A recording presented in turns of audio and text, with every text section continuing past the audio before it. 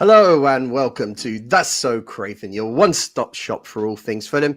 This is Dave and this is After Dark, a name that we came up with in the winter. But, it's stuck now and the show must go on. We're streaming live tonight on X and YouTube, so welcome to everyone who's joining us. Please send us in your questions and your comments and we'll do our best to answer those throughout the show. Tonight, we'll, of course, be looking forward to the game against Aston Villa at Villa Park on Saturday. And joining me, making her return to the show tonight, it's the Thursday night MVP. It's Fulham legend, Mary Southgate. So how are you doing, Townsend? Hello. Oh, it's good to be back. I feel like missing one show. It felt like so long. I spoke to my parents the other day and I was like, I feel like I haven't been on the pod for ages. But yeah, I'm really happy to be back. And completely good point there about the After Dark name. I hadn't really registered that it's not After Dark now, but we're going with it. And I'm not complaining. You've got to love a bit of a lighter evening. So yeah, I'm all good. I've been teaching in the sun this week in school, teaching the summer sports, bit of rounders, bit of tennis, bit of cricket. So I can't complain really. And I've avoided getting sunburnt. So brilliant. Well, there you go, lady of many talents. So, yep, that's Mary. And we're also joined. Well, we know people don't just tune in for After Dark anymore. They tune in because they're after Mark. So here we have Mark. He's back. He's probably drinking beer out of a teacup again, like some sort of 19-year-old student. Who knows? Mark, tell us, how are you? I don't even know how to respond to that. I mean, first, I'm not a lady of many talents, so that's already a bit of a downgrade.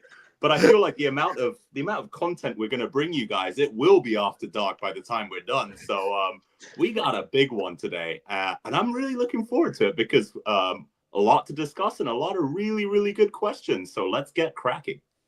Let's get cracking indeed. So before we get started, there's an announcement this afternoon from the club on season tickets. So I think it'd be remiss not to start there. In summary, it's a 2.8% increase across the board for all existing season ticket holders. We haven't seen pricing for new season tickets, but they are releasing some, which is encouraging. So I just thought I would get you guys' views on this. So Mary, over to you. How does that hit you? 2.8%. Yeah, I'm going to look at it in a positive spin and say, because I think I read somewhere that maybe this was for children, but it was only literally like £1 extra per game or something like that. Mm-hmm. I think that was for children, or it might have been for adults. But yeah, I'll be renewing. My parents will be renewing. We'll be there again. So yeah, kind of grateful that it's not a big increase and that they're keeping season tickets. I know they were never going to get rid, let's be honest, but the fact that they're going to sell some more and they're going to open up some new tickets is really positive. It's the best part of football is having actual fans there. So yeah, I'm just glad that we can keep the club going in the way that we want it. And I'll still be there. So I might see you before the matches next year again. Oh, for sure. And Mark, over to you. How does an extra 2.8% hit you? Yeah, I mean, probably the best we could have hoped for, right? I think that's ballpark inflation. I did a quick Google search. I believe it was 4% last year, and I'm pretty sure the year before that it was even higher. So I feel like this decrease in increase is quite good if you're a season ticket holder for many years. But like you just alluded to, it's probably going to be the new season ticket prices where they really hike it up, and they're betting that, if you're already going for a season ticket, that you're kind of emotionally invested in sort of paying a lot of money anyway. So I think that's probably where the club is going to try and drive revenue, as well as those sort of the big six matches, right? Your Uniteds, your Chelseas, your Liverpools. Then they know that they can just sort of. I actually recently saw a really good example. I believe it was a United fan who gave up his tickets, and the markup that Manchester United put on those tickets was ridiculous. So I think that's probably the way it's going to go. We're going to sell back for £30, £40, maybe even £50, and the club's going to release it for hundreds. So unfortunately, that's the way the game's going. But, if you have a season ticket, if you're fortunate enough and you've been holding on for a couple of years, 2.8 feels like there's not a huge amount to complain about. I tend to agree. I think I'm reasonably happy with the price of my season ticket, and I'm reasonably happy with a 2.8% increase. I think, to be honest, I think the pricing challenge that the club has is more about match day tickets. And I think it's more about these new season tickets, which are so inflated in price. I remember when I was younger, I was a season ticket holder and I gave up for a few years while at uni. You just can't do that now, or your season ticket will be worth twice as much when you try to get another one, if you can. So that's the bit. We're kind of trapped in our seats now. But listen, there's no better place to be trapped as far as I'm concerned. So I'll just be renewing for forevermore. I think two bits of good news is not just the 2.8, but I also think them releasing new season ticket holders is good, because clearly we don't want the fan base to grow. And the best way to do that is by giving people an ability to go to games for an affordable price, as generally season tickets have been. So hopefully that's a good sign. But I would say we probably have to watch out for match day tickets again next year and see what the club do. As Steve Reynolds has said in the chat, prices for City are out of order for the match days. I think that's something that, isn't going away and probably is only going to get worse. But the only other point I'd make is I just think the club need to be really careful about the junior pricing and just make sure that it's always affordable for Fulham fans to bring their children to the games and create that new generation of fans. So that's the only other final point I'd like to make on that one. So, right. Well, look, we already did a post-game review show after the win against Southampton on Saturday last week. And just to do something a bit different, I thought rather than do the whole review show again, why don't we just pick what we think are 3 highs and 3 lows from the game against Southampton? Got no idea how this is going to go. There's been no prep behind it, but let's just see what we can come up with. So let's throw Mark in the hot seat. Mark, give us some highs and let me know what you think were the positives to take. I'm not going to go for the easy pick because I feel that that's a bit unfair, throwing Mary in the deep end if I do that. I'm going to go with ESR. He's had an inconsistent season, sort of like a big, huge signing for us, right? And we expect a fair bit. Having said that, 6 goals it's not amazing. It's a hell of a lot more than AP. And we know the talent is there. Same as Raul, if you take away the penalty goals, right? So that's something to think about. I really want him to get his confidence back. I think most Fulham fans are rooting for ESR. We see the glimpses. We just think it's weird that he needs a goal before he gets rolling. And then from there, he was taking shots, wasn't he? I think he had that opportunity where the ball was laid off to him from Traore, and he had another shot. And if it wasn't for a really good save from Ramsdale, that could have been a brace. So I know he hasn't been the best. I've been on both sides of the fence. I've been very pro ESR, and recently when you kind of see that sort of lethargic sluggishness that he moves in, a little bit like Ruben Loftus-Cheek, right? It's easy to get on his back. I really hope that we get a Harry Wilson-esque or a Sasa Lukic-esque sort of comeback story next season where suddenly he just starts flying and he gets double digits. I think that would be great. So I think one big positive for me is that ESR comes off the bench, he gets us back in the game, and he's looking way more confident after that goal. Even if it was a deflection, that first touch was beautiful, and he made that happen, right? We struggle so much against low blocks, and he opened up the game. And I think Southampton, after that equalizer, they were scared.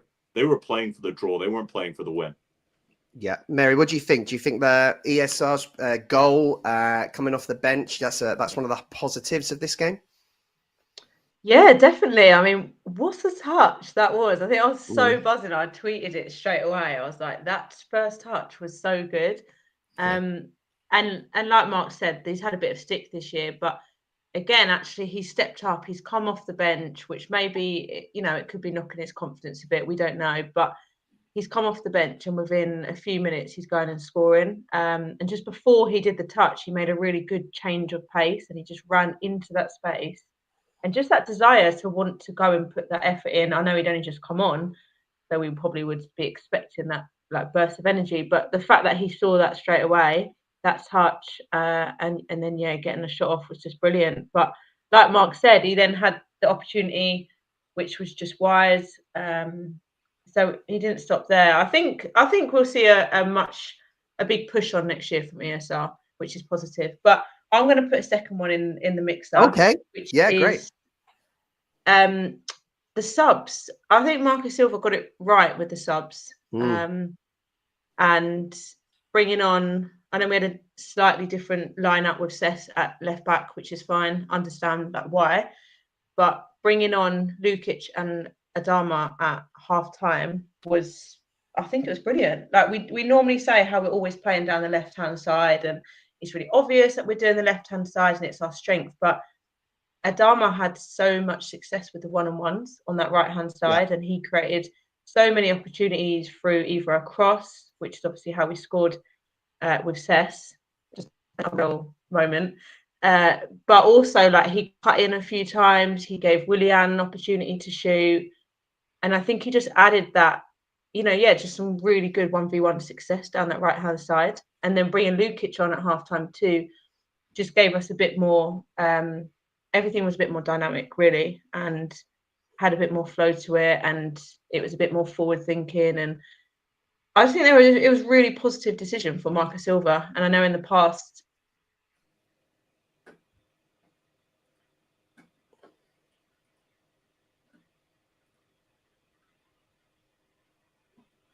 May have lost Mary there for a second.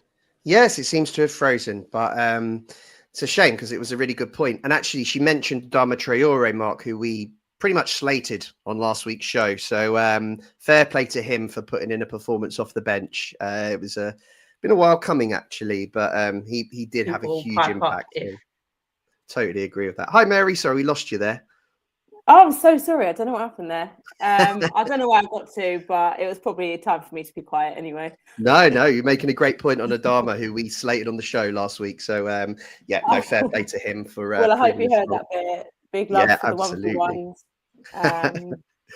But yeah, I think the subs were great, and it made a big difference. So it's a great point. There's two really strong highs. The third one, actually, before I say the third one, my friend Ross is following. He's also a fellow Fulham season ticket holder, and his wife Zoe gave birth to their first child, Ada, the newest member of the Fulham family, 2 weeks ago now, or 10 days ago now. So just want to say congratulations to Ross and shout out to Ada. We will be welcoming you as a junior season ticket holder to Craven Cottage, I'm sure, in absolutely no time.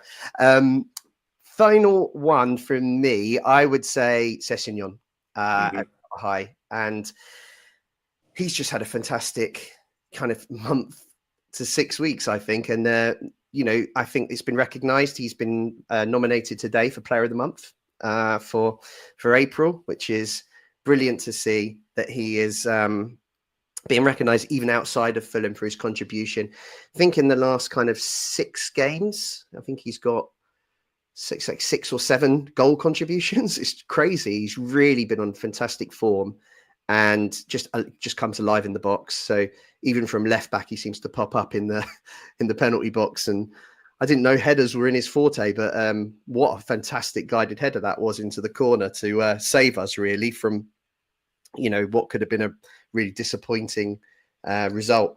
So massive credit to Ryan Sessegnon, who's I think now is, very, he's probably one of the first names on the team sheet at the moment. And you wouldn't have said that 2 months ago. So huge credit to him. So I guess now's the time we have to look at some of the lows. And I'll go back to you, Mark. I think I know where you're going to start. It wasn't a particularly good first half, but without preempting it, what are you? What disappointed you last Saturday? Well, in relation to that, I would say we just don't know how to foul.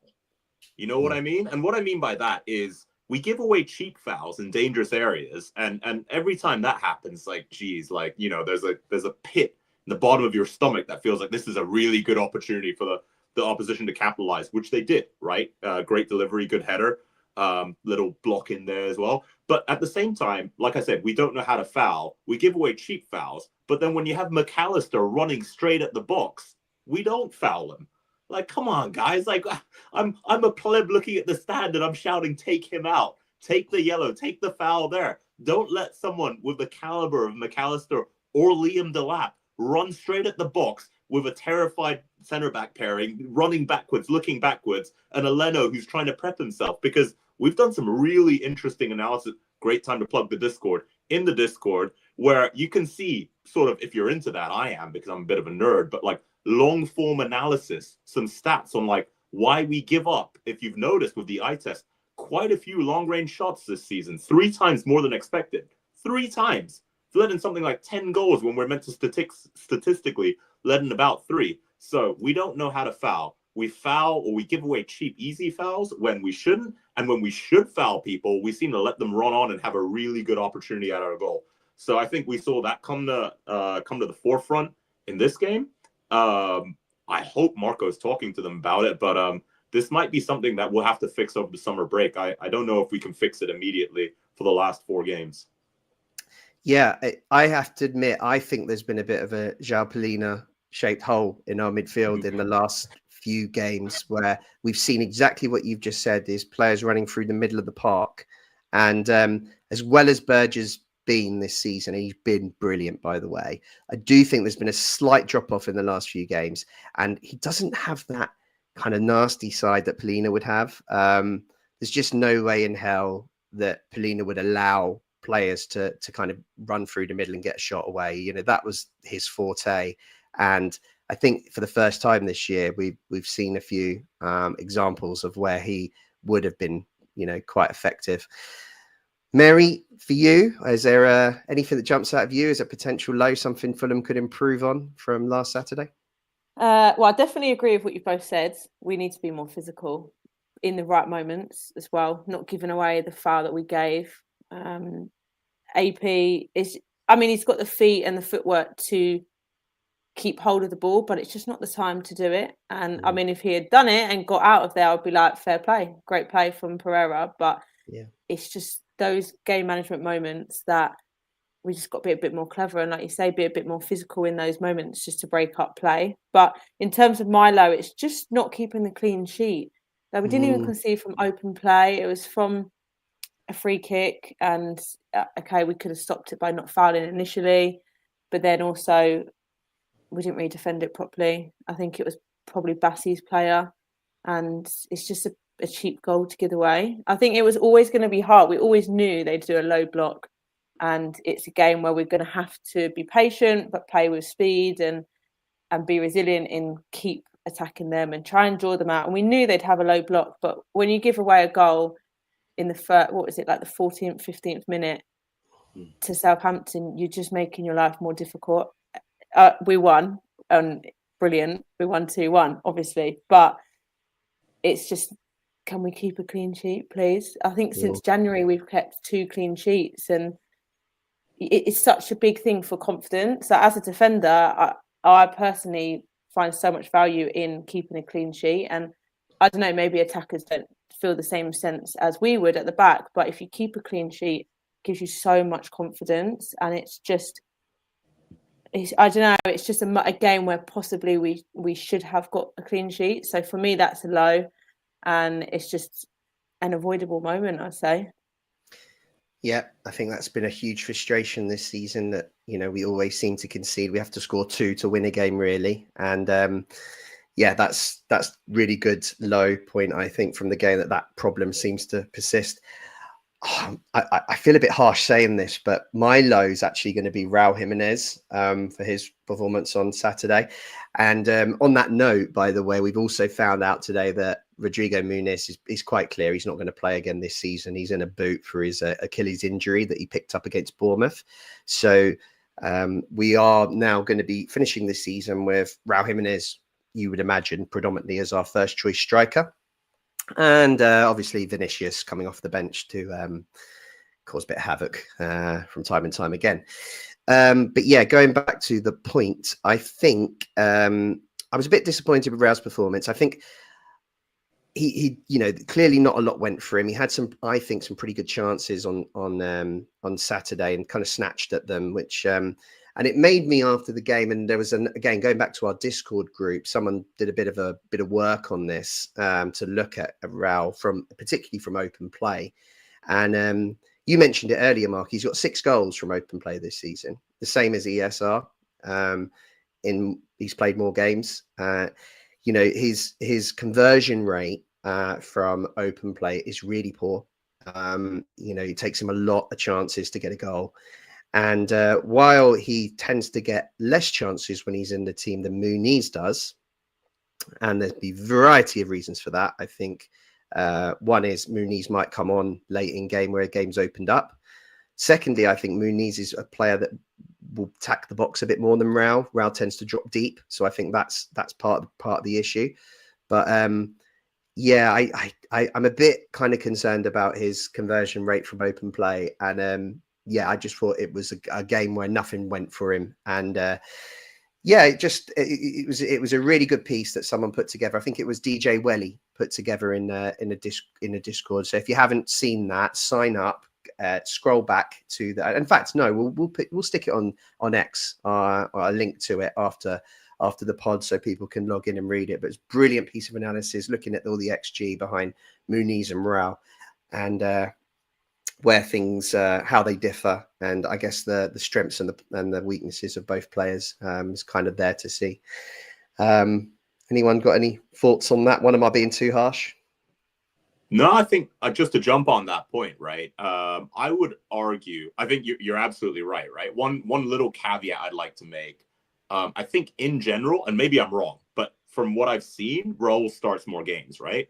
Mm-hmm. So in terms of the data we're looking at, you could argue Muniz comes on as a sub more often when perhaps the defense is a little less focused and more tired.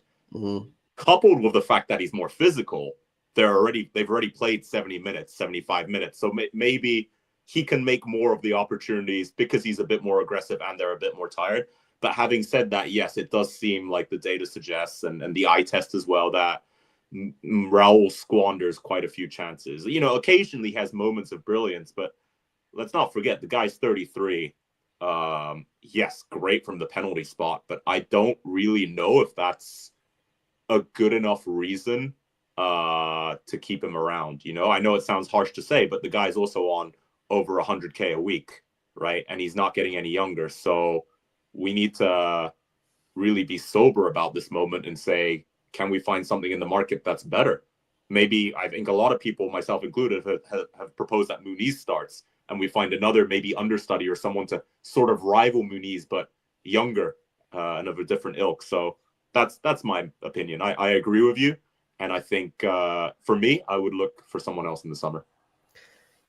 Mary, I was just going to say, like, I don't want this to come across as a Raul hating session because I do think his link up plays. I've got a positive to add. So yeah, please add your positive. Yeah, I just want to say I completely see like the data side of it and all of that, but like the Cesc goal came from Jimenez holding the ball up really well. Did I think he had a player on his back from what I remember, and then he had pressure on him, so the ball like ricocheted a bit, and then he went and made sure he got that ball again. Yeah. And so like, okay, he didn't finish for the goal. He didn't actually get that goal, but it was like his build-up play and strength, like a big strength of his and Muniz is holding that ball up. But I feel like Jimenez has really developed that recently. And in the Chelsea game, especially, his strength in holding the ball up and chesting that ball down was just really evident. And I think, yeah, data 100% says a lot, especially about striker.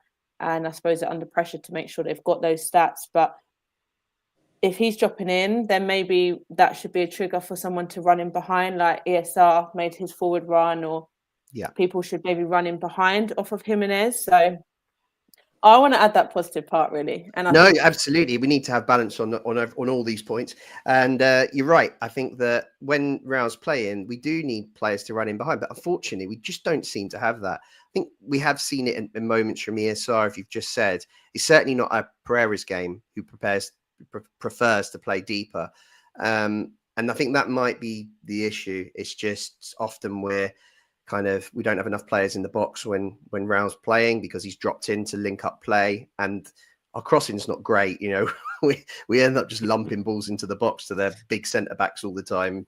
So I don't think I'm saying anything here that people wouldn't agree with. So yeah, it was just a point I wanted to raise, and just as I said, it highlighted to me just a bit of an issue with Raul's conversion rate from open play, which, you know, it hasn't been great this year. But you're right. I think he did play a part in the goal. It's a very good point. And that inevitably got us the points. So, okay. Well, I haven't been using the slides that Jack's put together and spent many hours putting together. So I suppose I should flick through some of them. We've just done the Southampton game. Let's talk about Aston Villa on Saturday.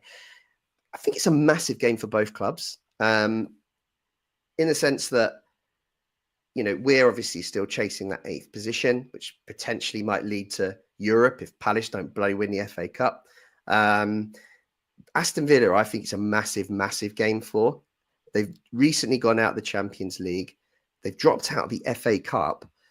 And all of a sudden, they're on 57 points. They're starting to trail the chasing pack for the Champions League. A result against us on Saturday puts them right back in the mix. So if they lose, I think it's as good as done for them, because I just don't see the teams above them dropping lots of points in the remaining 3 games. That allows Aston Villa to make up the places. So I think it's a really do or die game for their Champions League ambitions. But they're not in, I'm hoping they're not in great spirits and a little low on confidence.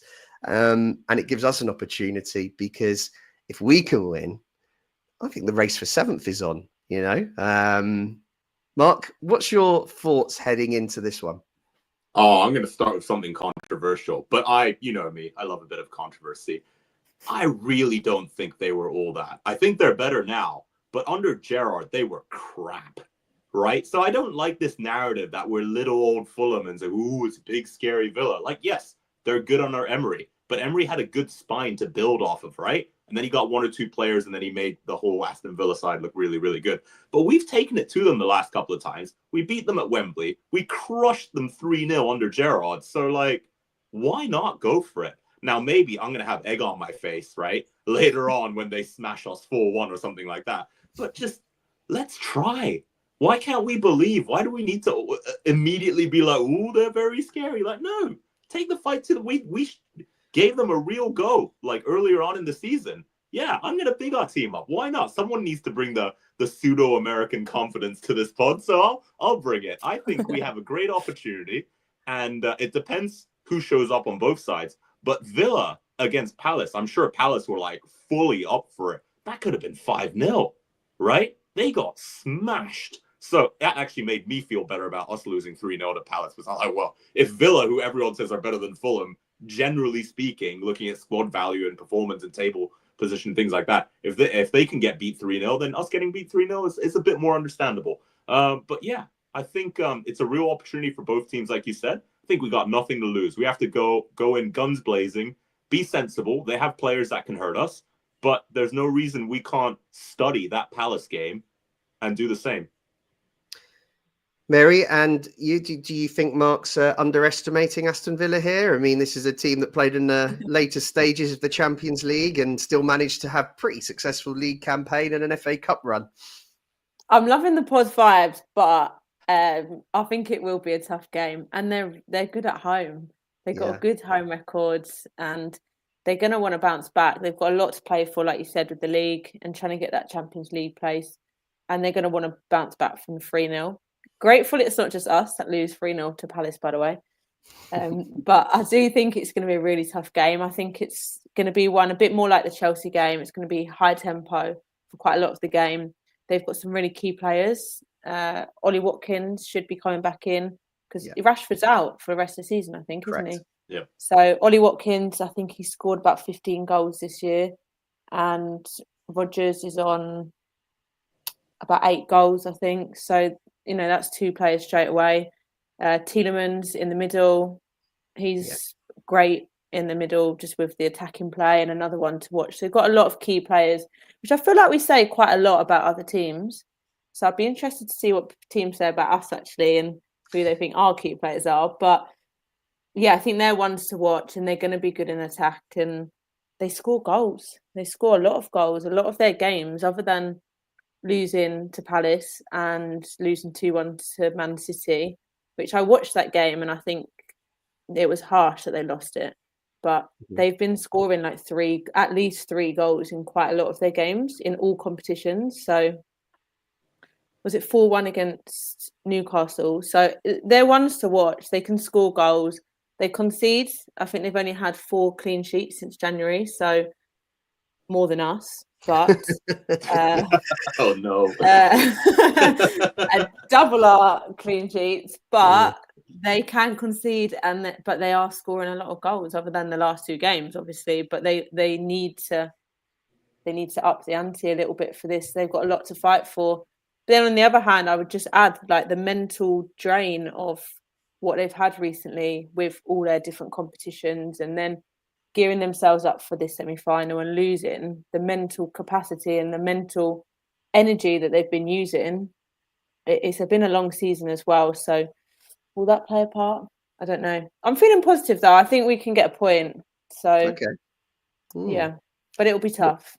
I can't even remember the last time we drew a game. It'd be nice to get a point at Villa Park, of course. I think I'm a little concerned. I think only because Aston Villa have got so much firepower. I thought they invested amazingly well in January, bringing in Rashford. Of course, he's out, but great signing. They brought in Asensio from PSG on loan. He's been unbelievable. I think he's scored like 6 or 7 Premier League goals already. So he's another huge threat. You mentioned Watkins. There's the lad they brought in. Is it Malin? Is that his name, from Dortmund? He's a pretty good player. Rodgers, they've got so many threats. And just with our inability to keep clean sheets, I think we would have to score at least 2 goals to get any kind of result from this one. And that's handy because I'm going 2-2 as the result. So okay, I'm fine with that. Yeah, that could be that might be possible. But yeah, we got to take our chances as always. And I suppose there is a bit of a, as you mentioned at the end, they've had a lot of issues in the last month. They've gone out of Champions League, they've gone out of the FA Cup. All of a sudden, their amazing season's starting to slip away. And this one is so crucial, as I said at the start, that if they lose, I think they're out of the Champions League running. So it's such a big game, lots of pressure on them, more so than us, I believe, because I don't think too many Fulham fans would have planned a win at Villa Park. So I think the pressure's on them for this one, and it's just how they react. And recently in their pressure games, they haven't fared too well. Might be slightly unfair because they did play well against PSG, but certainly against Crystal Palace, they didn't fare too well in that one. So I guess that's the hope. Mark, we shuffled the pack on Saturday ahead of the game, and didn't quite work. It led to some changes at half time for Marco to try and freshen things up and get ourselves into the game. Quite hard to predict the team. Just what's your thoughts? What's your gut feeling? Who are Fulham going to start with on Saturday to try and get a result? Yeah, I mean, great question. I think we'll go with our usual 4 at the back. Tete instead of Castagna. Castagna deserves a break, man. He's been running his legs off like most of the season. Well, until Tete was injured. I still want to see the Berger Lukic pairing back, the double pivot. Keep it nice and secure in the back. Related to this, actually, I think we're going to go 4 at the back, and we have to have Raul in front because otherwise it's Vinny, and he's probably going to perform Muay Thai and take someone out, and then it'll be really difficult to win. But I think Sess and Adama on the wings. However, we do have a couple of questions, and one of them is related to this, so I'm going to throw it to you guys. Fulham Fan News comes in with, would you consider a switch to 5 at the back against Villa? Points mean everything at this stage, and I wonder if Marco might consider 5 at the back to keep it as tight as possible for as long as possible and try and nick it. What do you guys reckon? Do you think he's going to stick with the standard 4? We've seen success with 5 against Chelsea, but then we always, in my opinion, I feel like we always seem to buckle a little bit, but I'll throw it to you guys. Just before we answer that, Mark, where did Fulham Fan News write that? In the podcast questions. In the Discord. In our Discord, right. Yes, sorry. Okay, great. Just wanted to clarify that. Mary, over to you. It's not something I had actually considered. In my head, we're having 4 at the back. But if we went 5, or if Marco went 5, I would like to see a change of formation throughout the game. I think it's not something we should do for the whole 90 minutes. I think it would be very good to try and bank the clean sheet for half time and then go for it. And I know points, like a point would be great. I'm predicting a point. So I've sort of I'm switching what I'm saying here, but I don't want to see 5 at the back for the whole game. I want to see go in attack near the end, maybe the last half an hour, or at half time we change it. But yeah, I don't think we'll do 5 at the back, but who actually knows? I tend to agree with Mary. It's who knows what Marco will do, but personally, I agree. I wouldn't go 5 at the back. I just don't think we've played well enough in that system in recent times, and I'd be nervous that we'd be too negative and we're not asking enough questions of Villa in that system, and we might find ourselves on a goal down, which pretty good at coming back from a goal down away from home, but I'd rather not be in that position, and I would think I'd just rather be a bit more positive and keep the usual formation going there. But so Mark, yourself, what about you? What do you think? I'm in agreement with that. I think we should start positive 4 at the back. Mm-hmm. And if we are just clinging on to a 1-0 or a 2-1 with 20 minutes to go, that's when we just start flooding the back. And like I said, we might buckle, but I'd rather have more defenders on at that point. However, still using Adama as an outlet if he still has, a little fuel left in the tank, because we need to give the opposition something to worry about. We see that when we fully bunker up and just pull everyone back. I mean, more often than not, 1, it's a nervy watch, but 2, it feels like they get through anyway with a long-range Martinez shot that's a deflection or some such other nonsense. So I think we still need to offer some kind of threat going forward to really give the opposition some pause. But it has worked. I think it was against Liverpool, wasn't it, where we had 5 at the back and we brought on Tete and he had a good little cameo towards the end. And they got another one, but Leno had his heroics that day. So it can work. It's just, maybe from the off would be a tiny bit too negative. Okay. So Mary, Mark's mentioned there. What's your lineup for Saturday? For me, normal back 4 with Robbo back, Mm-hmm. hoping that he's cleared to play again and he's not resting for longer. I can see the benefit of resting him in terms of maybe he'll be back and able to last the whole rest of the season. But in a game like this, I think it's a game where we need him, and it will allow Cess to push up. I would start Cess. I think he's been brilliant this last couple months. Really key player. So by putting Robbo back in, hopefully he can play.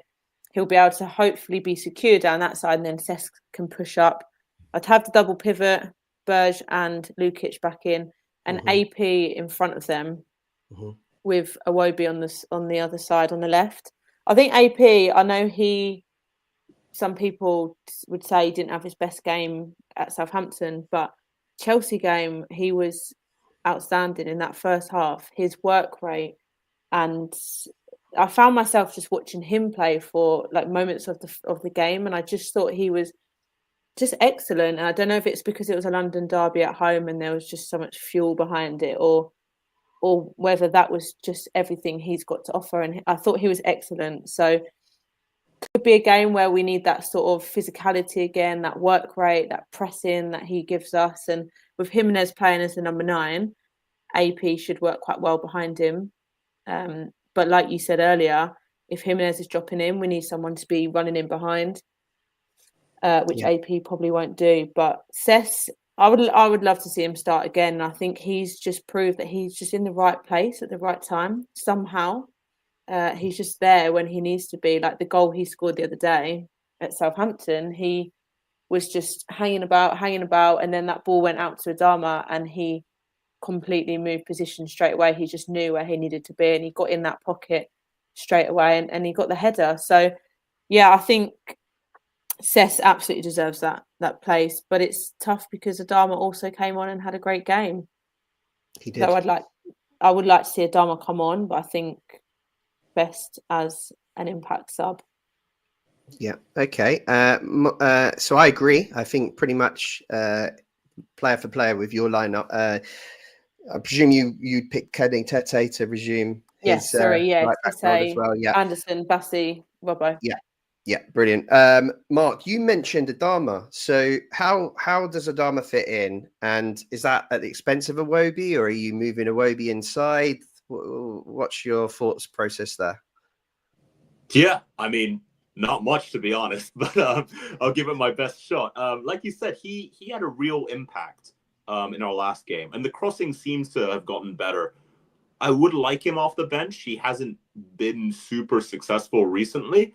But Iwobi at the same time, I know he's done really well. The stats are great on Iwobi. I think it's 9 goals and maybe 6 assists, but he's done well. But he's also been, I feel like sometimes that Hollywood pass and the goals kind of take away, we focus on that instead of some of the tiredness. All right. And that's what I'm going to attribute to it. I don't think he's a bad player at all. I think he's been a great pickup, and he started the season so strong. But I wouldn't mind resting him, and I wouldn't mind sort of just letting everyone in the squad know, unless they're Bernd Leno or Calvin Bassey, that, you know, that there is competition for places. And if some players need rest or some players need to sort of be reminded that there's competition, I wouldn't mind allowing Adama to start. And imagine what Iwobi would be like off the bench, a fresh Iwobi. That would certainly put some fear in them. So I guess it's a bit of a contrarian take, but yeah, I'm going to go with that this week. Fair play. I've got a question, and I throw it out to the chat as well. But I know Vinicius is likely to come on for Jimenez, but would you put Adama up for Jimenez at all in the number 9? Ooh. Not Mark, to start, by the way, not to start, just to bring on.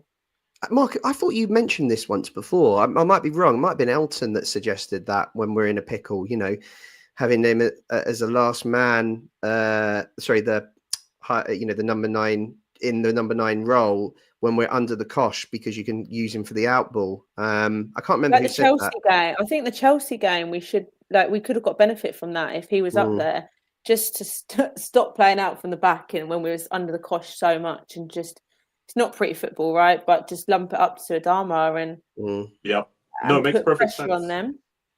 Yeah, it makes sense. I think that was Elton, but I see the logic, and I like it, right? Because the last thing they want to be doing, they're going to have to probably put 2 defenders back there. As Colm Bugler says, his pace would cause havoc, and it absolutely would. And they'd have to put more people back there. They'd have to keep one eye behind them to make sure, because we know Anderson and even Leno could just ping those long balls, and that's just going to worry them over and over again. So it would be a good tactic. However, none of us speaking are Marco Silva, so probably won't be implemented. But yeah, I think it makes sense. I would like to see that done, right? We've been talking about it since preseason, so I wouldn't start the game like that, but I think it's an option that should be considered. And I think that he'd probably be more effective than Vinicius. Vinicius not played all season, so he's just going to be rusty. I also think his head's probably out the door. You know, he's thinking about his move in the summer, because there doesn't seem to be any way that he'll still be here next year, considering he's out of contract. So, and yeah, I just think, you know, why not try that you know, Adama with his strength and his pace, it just provides a threat when we're on the counter attack. So, as I said, I agree with Mary's lineup. I think I agree with you on Iwobi, Mark. I think Iwobi's performances have dipped, and I do think it's fatigue. But the thing is about Iwobi is every game, at least once, he'll pull out a moment of magic. It's an amazing chipped cross into the box, or whether it's a great finish. He has that in his locker, and I think, you know, it just makes him undroppable. You know, even when he's not at his best, he'll still do something like that can create a goal. And we don't have too many players like that in the side. And I think it's really, he's such an important player. I just can't see any world in which he doesn't start the game on Saturday. But the other thing I would say is, I think that perhaps Adama and ESR's showings off the bench last Saturday will give them some confidence going into this one. So if they are called upon off the bench again, they'll go into it. ESR will certainly be hungry to try and build on his goal scoring, last week.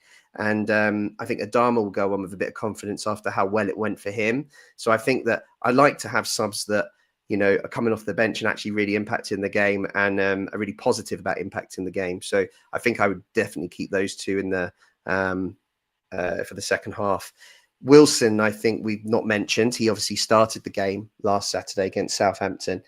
And he didn't have the best game. He wasn't really in the game, in my opinion. I thought he was a little bit quiet, and that's to be expected. He's been out for a while, and he just needs to get match fit. So I think, let's probably put him back on the bench and try and build his confidence through substitute appearances.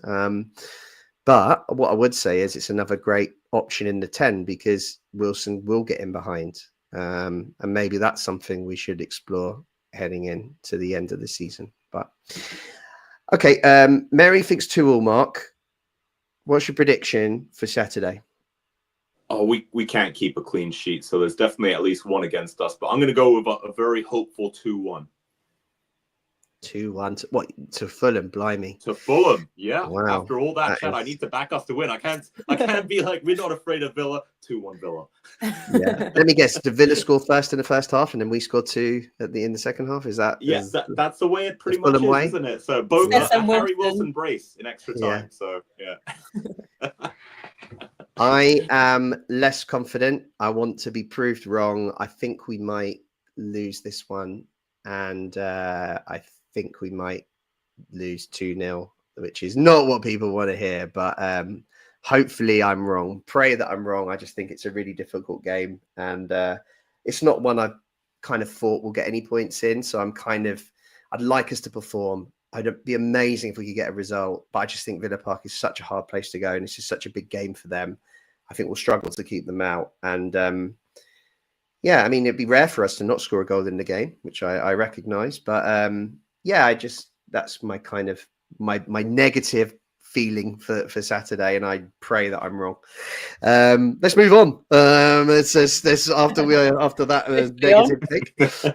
Yeah. And I say, let's first look at the remaining games. And before we start that, I think it's bizarre that there's 3 games left. I was thinking about this earlier, and I can remember so clearly going to Craven Cottage early because they were doing the cheap beers, and we had the beer tokens that came with our season ticket and the percentage off the club shop as well. And that feels like a month ago. And all of a sudden there's 3 games left, but we are where we are. After this game on Saturday, then we get into the business end of the season. We've got 2 home games and an away game. They're really tough. Everton on paper looks like the easiest one, but that is not going to be easy. They're a much improved team under David Moyes, and they also rarely lose at Craven Cottage. I can't even remember the last time we beat Everton at home. So that is going to be a real hard game. It's going to be really crucial. If we do lose on Saturday, that's going to be one we're going to have to win if we've got any ambition of finishing 8th. Guys, what do you make of those last 3 games? I mean, obviously the Brentford one stands out. They're tough. They are tough. Yeah. And like you say, the Everton game, they are good now. It's hard to break them down. It's hard to score against them, and it's going to be another game where we've just got to keep working and play with speed. And I think that in some way, I think that Everton game is tougher than the Brentford game. Mm-hmm. Yeah, but you've got to love the fact that Brentford's a Brentford game, going to the bus stop team. Got to get that in there. The only good thing about the Everton game is that Tarkowski's out, and I think that's as big a blow to them as losing Muniz is to us.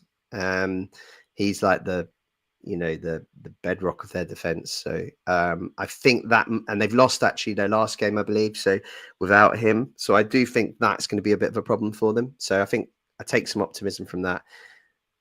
Just to update you guys while we're on air, currently Brentford are winning away at Forest 1-0. Mark celebrates. That's what it feels like. Mark celebrates, but that does edge them even closer to us in 8th place. They're only 2 points behind if they finish this game winning 1-0, and we still got to play them away. So I think maybe Mark, I know it's 2 of your least favourite teams, but maybe a draw is a better result for us in this one. I hope it was a low block into like a pacey winger running halfway across the pitch and scoring their 1 shot on target. Yeah, for sure. But yeah, the games, just my 2 cents. Everton are good now, and I think Moyes has been really disrespected wherever he's gone. Like he won trophies at West Ham, and he like was all right at United, and hopefully Everton give him a bit more time. He's done well, but they got some lumps in there, some talented, vicious, physical lumps. Decore, Beto. Our defense is going to have to be as good as our attack if we want to win that one. So, yeah, really tough game. So we'll quickly look at the table before we go to question time. And Jack's actually put together like a table that really reflects kind of Fulham's remainder of the season in terms of where we can possibly finish. So we'll just cut out everyone below 12 because it's unlikely that I don't even know if it's possible that we can finish that low now. But obviously we are 6 points. Well, not obviously, but we are 6 points behind Aston Villa. And this is what I was saying about this one. They are 3 points off Champions League. So if they lose that, and with only 3 games left, it's likely that they're going to be 6 points off Champions League. That's going to be too much of a jump for them, unless something crazy happens. So this is just to re-emphasize how big a game this is for them if they've got any ambition of back-to-back Europe Champions League campaigns. In terms of us, if we beat them, we go to 3 points behind. And given their form, and given that they would have had such a kind of bad run of results that have kind of killed their season, it is possible that we'd be in the mix to challenge them for that 7th place. So that's a really big opportunity. And I think we're going to need to pick up points in one of these games that we're not expected to, whether that be Man City, whether that be Aston Villa.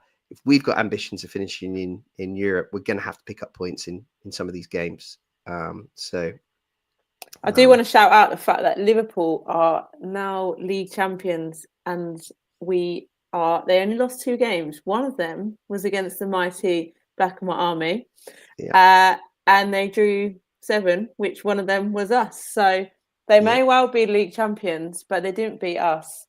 And I just want to shout that out there. Absolutely. Yeah, that's absolutely right. We're the only team that beat them away in Premier League, which is or so far.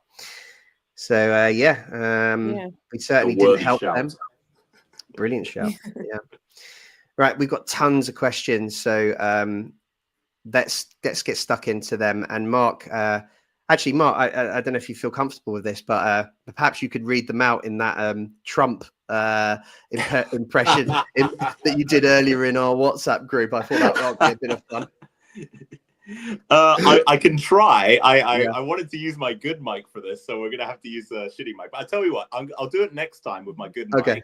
I'll do a whole monologue, but I'll do the first question from one of our own, Skibby, in the Trump voice. Okay. All right. So from Skibby, the first question is: if given the opportunity to trade success with Man City, would you take it? I couldn't even concentrate on the question. Sorry, that was terrible. It'll be worked out. You've got to get the bad ones out. We'll come back to that. We're warmed up now. We're warming you up. So once again, in a normal voice, if given the opportunity to trade success with Man City, would you take it? And this one was a spicy one because we had for and against pretty vociferously in the group chat. But let's start with Mary. Oh. I just feel like people will probably disagree with me here, but I'm going to say it anyway. There's just something quite exciting about not knowing what's going to go on and not being like guaranteed, not that Man City are, because they haven't been winning all the time, but not being guaranteed success every year. And okay, I would love to be able to just comfortably watch our team win, but there is some sort of excitement and Fulham way about it that we just don't know, and I think it's exciting, but it's also it's a tricky question because of course I want to be winning every game and I want to watch us win. I want to watch us win FA Cup and win the league and all of that, but maybe the first time we do it, that would be unbelievable. Pitch invasion, obviously we wouldn't do that because it's not allowed, but like all of that stuff is just amazing. But then if it happens all the time, wouldn't that just be the norm and a bit boring? Maybe not boring, but then the pressure's on because the pressure is we've got to win trophies all the time. And like this year, Man City are above us. They're in Champions League position and people have been moaning about them. Whereas we're like absolutely buzzing that we're in the running for potential 8th spot. So yeah, I'm a bit like on both sides, but I just love the fact that I think I'm more on the side of no. I like the Fulham way about it, and I like the fact it's just exciting every game. It's a bit sickening sometimes when you're just clinching, holding on for the win. But yeah, that's my long answer to that question. Go on, Dave. Yeah, I mean, for me, I'm sorry, Mary, it just feels like an absolute no-brainer for me. Would I rather that Fulham have won, 5 Premier League titles, a Champions League, a few FA Cups in a period in which we were yo-yoing between the Premier League and the Championship? Yes, I would much rather that the league wins and the Champions League and all of that glory and all those amazing occasions than all of the pain that we went through. Getting relegated from the Premier League and then going back up again and then getting relegated back down again. For me, it's just I can't think about it any other way. It's I would certainly swap that success and be at the top table and playing against some of these the best teams in the world, and that'd be incredible to see that happen at Fulham. So for me, it would be, I'd love that kind of success, even if it was just for a period. I'd take 1 cup, to be honest. 1 cup in my lifetime. That's what I would take. That's what I'm going for. 1 cup and then back to being Fulham. I don't want the Man City way. I mean, I see it from both sides. And remember, if we become Man City, that also means in that universe, Man City becomes us. So then they yo-yo up and down, and that would be kind of funny to see. So, or maybe that's just my interpretation of the question. But we have... Look, I'm not alone. Colm thinks the same. Yeah. Ooh, that's a good point. So it's all about 50-50. expectations, isn't it? Yeah. Yes, but I think it's better to have had success and then fallen away than to never have success. I don't know. Yeah, but then think like our memories of like Juventus is such a strong memory because it's not the norm, and like the playoffs and being at Wembley, and I feel like our emotion behind it is different to Man City going into the FA Cup final. There is certainly a difference between a team that aspires that never wins and then one day, does it, and it would just be magical, and it would all be just it'd be euphoric experience compared to a team that wins trophies quite frequently. They're not going to have the same kind of euphoric experience, but they're still having pretty good experiences. I think if you go and talk to some Man City fans, they've been pretty pleased with how the last 10 years have gone. Yeah. I can see that.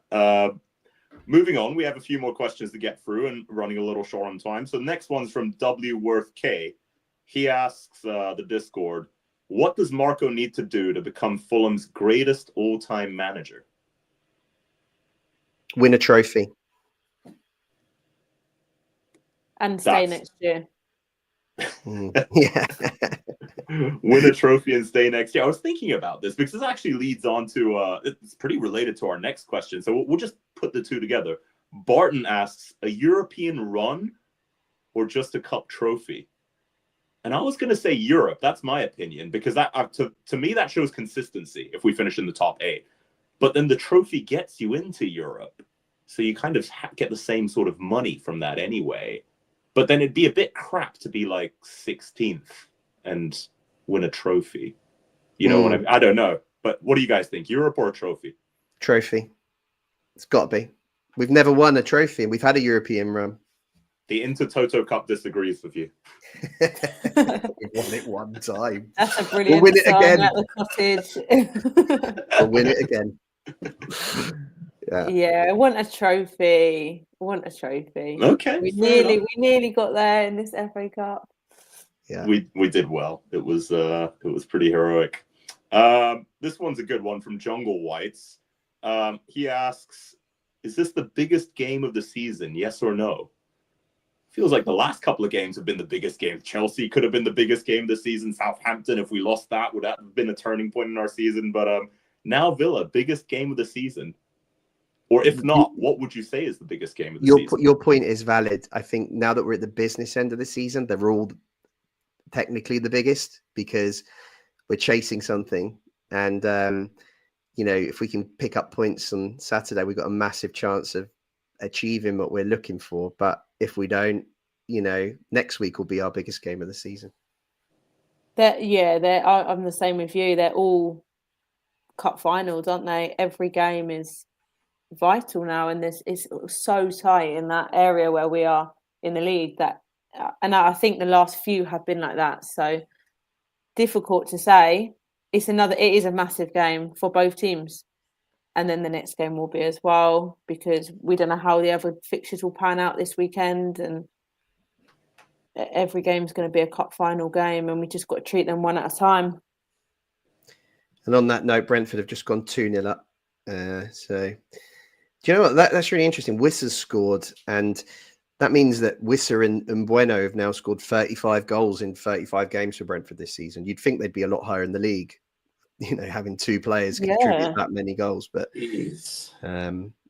and on other news, in the Champions League, in the Europa League, Spurs are winning 2-0 at home to Bodo Glimt, and Man United are 3-0 up away at half-time to Athletic. So it looks like an all-English final potentially there.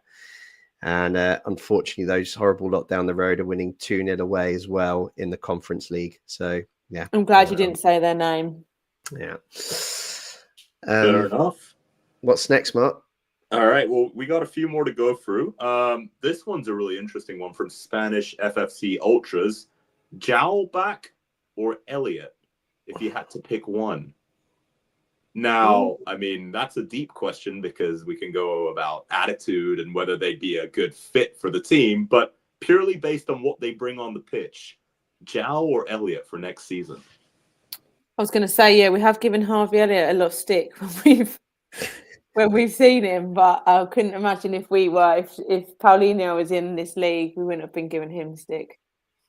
Go on, Mary, who you picking? My heart says Paulinho. Yeah. I know we've moved on a little bit with our team this year and our midfield, but we can and we need to add to our midfield. And like one of you mentioned earlier, we're missing that physicality and that timing of breaking up play that Paulinho brings. And there is a place for him in the team. We can't play it's sort of Berger or him, I'd say, in that slot. But yeah, Paulinho, definitely. Do you know what? I know it's a hypothetical question, but I don't believe either of them will come back this summer, for what it's worth. I think Paulinho had his heart set on that Bayern Munich move for nearly 2 years. And whereas they might have given up on him, I don't think he's given up on, breaking through. And I think if he gets an opportunity to stay and fight for his place, I think he'll take it. It's only if he's really forced out, but he'll leave there really disappointed if he has to move on. And I'm not sure he'll come back. Just personal opinion. He's moved on. I'm not sure he'll come back. I think he'll see it as a step back. And Harvey Elliott, I'm going to upset a lot of people here, but I know he's hated. I don't personally harbor the same resentment for him as a lot of the fan base. I get it, but I don't personally feel fiercely against him. He's a young lad, and he was a Liverpool fan, and his agent did the work to get him a move to Liverpool, as far as I'm concerned. And I appreciate people are disappointed, but I think he's a fantastic player. I think he would add something to our team. But why on earth would he join Fulham after the abuse that he's had since leaving? It just feels bonkers to me.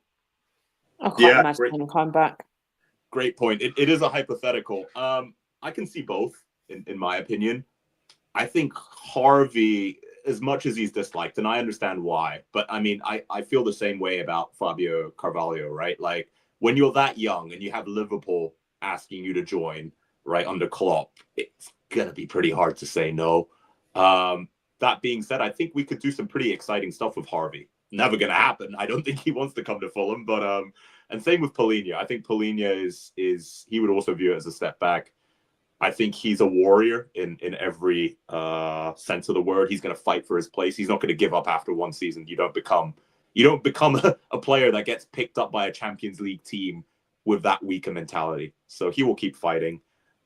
Maybe he'll change his mind after next season if he has another really poor season on the bench with Bayern. But yeah, but really, really interesting hypothetical, kind of like a attack versus defense. What would you like? One last one to round it out because we are over the hour mark. But from one of our own, we are asked by JB Craven Pod to use his handle. Where is Josh King? Yeah, that's our very own Jack Berenze there, JB Craven Pod. And where is Josh King? Well, I think you might have to ask Marco Silva about that because he's not featured, I think, since West Ham away back in early January. I think that was his last appearance. I might be wrong because we did play some early FA Cup rounds since then, but it's been a while. And it's a shame because I thought he had impact when he came on in that game. I think he was starting to make some cameos. He started the game against Southampton, which is probably the only bright light in what was a pretty dire 0-0 home game. There's talks obviously about his contract, and clearly nothing's been signed yet. But you know, my view on this, and I think I've seen a lot of people call for Josh King to start, and I think Osmond as well. People have said, why don't they give Osmond on the bench rather than Vinny? You know, perfectly logical in my opinion, given that, you know, how well he's done in the under-21s and Vinny's got a foot out the door. But Marco doesn't trust youth players. He's not brought any youth players through since he's been at the club. So, you know, I also think the club strategy is, you know, to use youth players as a way of, and use the academy as a way of building players up, giving them championship loans, and then selling them on for the FFP win because of its all profit. So I think there's a couple of things there. I don't think it's our strategy to necessarily bring players from the academy, and I don't think Marco particularly trusts them. I think he trusts his established first team squad, and I think if there's a criticism of Marco, it's that youth don't get a chance at Fulham, and I'm gutted about it, but it's just the way it is. Yeah, I think it's that part, isn't it? Like, just Marco trusts the senior players a little bit more and the experience. It's a difficult one to manage when we're pushing for the European places. Like, he wants to be getting the results, and it's trying to find the balance of when can I play them, when can't I, when shouldn't I, or when should I? And maybe because, like you said, we're in the business end of it now, it is solely like we need results if we want to have what we've got as our ambition.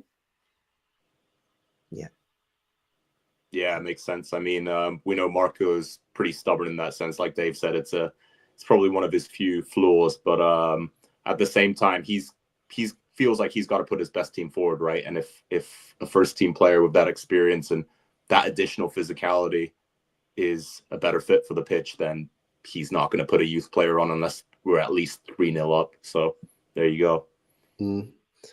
Any more questions on the group that we can answer? Because I'm having quite fun with these. Yeah, there's I'm sure I can scrounge up one or two more. Combs just mentioned the Gorilla versus 100 Men video. Did you see the Fulham one when they did that? Did you see that? And they asked all the players, like, who do you think would win out of a gorilla and 100 men? Obviously, they all started to say, well, if Traore is in the 100 men one, we've got a better chance. Yeah. Any That's thoughts just one on that man one? versus a gorilla. Traore wins. Yeah, no thoughts from me on that one. I don't really. I've seen things on X around that, but I haven't really understood it or paid any attention to it. So yeah, I don't. It's literally just a straight up question: who would win out of Gorilla and 100 men? Okay, that was it. Yeah. Okay. 100 Fulham fans. I don't know. Yeah. Combs on the gorilla. Yeah. I am too. Fair enough. Yeah. And this answers the age-old question why women live longer than men. So they yeah, much more sensible with the questions they ask life. And we're not off to go and fight a gorilla. No. All right. Well, let's finish with a nice homey one. Okay. Well, we started with Skibby, so we're gonna end with Skibby. But he goes, describe your perfect home pub. drinks on tap, decor, and other features. Oh, Okay. Any takers? Yeah. So I presume he's talking about describe what we would consider a perfect pub and not what our favourite kind of Fulham pub is. So I think it's. Do you know what? I'm not a big fan of the Golden Lion. I know a lot of people watching probably are listening or probably are, but I don't want to queue for 15 minutes for a beer, and I don't want to be squished inside the pub. It's fine in the summer when you go in the garden. I get that, but I like to be able to get served, and I like to be able to like quickly, and I like to have a little bit of space to sit down. Maybe that's because I'm getting older. I tend to go to the Distillers now in Hammersmith because they got a nice outdoor area, but I can always get served in there. But I think I do like it to have affiliated with Fulham. I like it to be a home pub. I don't like to see away fans in there. I don't want to be messing around with those type. I want all good people in there, Fulham fans. And I want no queues.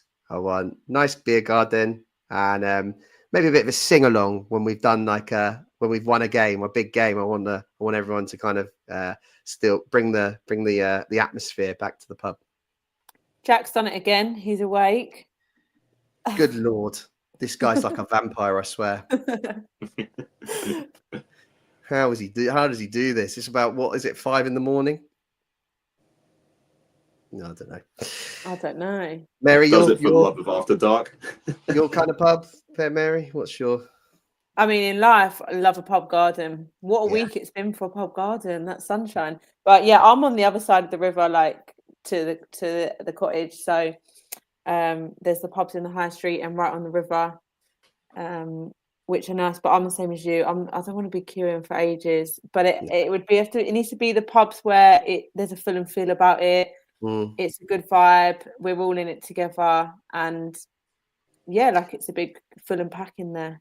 The Chancellor's was great before it became like a hipster pub for pizza lovers, and now all the tables are taken up by non-Fulham fans eating pizzas. That used to be the best pub. City Arms is pretty good. That's where Skibby goes. It's just a bit longer of a walk, but it is Fulham affiliated, and it's but up by Hammersmith Bridge. Craft beer pub in Hammersmith Station's pretty good if you're lazy and you need a beer quickly after getting off the train. And then Putney, you've got tons of pubs, haven't you? Some of the ones by the river, but the tend to find with Putney, you get a lot of away fans, unless it's the Bricklayers, which is I'm glad you mentioned that, like Dave. That's probably my pick. I really like the Bricklayers, nice Irish pub, and bit cramped. It can get a bit cramped, but full of Fulham fans, and then you can go out and depending on how the game went, you can either celebrate or commiserate outside by the kegs. So always fond of doing that with a Guinness. Yeah. Well, there we go, everyone. We've put the world to right, and there's a win. We predicted a win, a draw, and a loss. So one of us is going to be right about what happens on Saturday. Remember, it's a 12:30 kickoff. It is.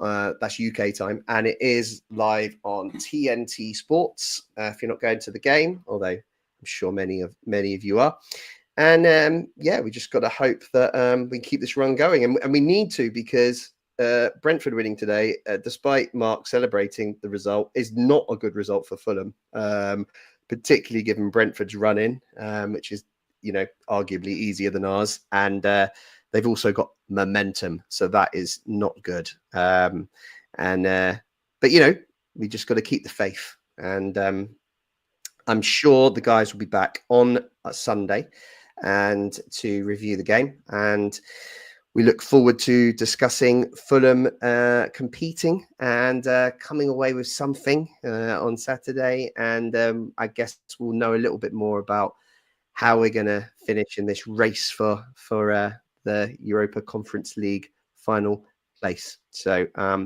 thanks to everyone for joining along today on the live chat. Thanks to everyone for watching live, and I guess that just leaves me to say thank you to you two. Mark, Trump, you gonna have another attempt at that, or are we done for the night, or what? No, we'll have another crack next time with a better mic, so you can get full, studio quality pseudo Trump promoting Fulham. Sure. Oh, and Jack's just mentioned episode 200 on Sunday. Can you believe it? The 200th That's So Craven podcast. So tune in for that one. And it's got to be the original Brenze family doing that one. It's got to be, right? Surely the founders need to step it up on Sunday, and hopefully Fulham give them something good to talk about. Mary, great to have you back. It's good to be back. Good to be back. Good to see you all. And yeah, loving the questions. Thanks everyone that asked the question. It's good to talk about those things, and just even if it's hypothetical sometimes. But yeah, good to be back. And I'm getting excited to say you white. Yeah, and Mary, can you see us out with one of your classic you whites? This one's a shout out to Colm. You whites.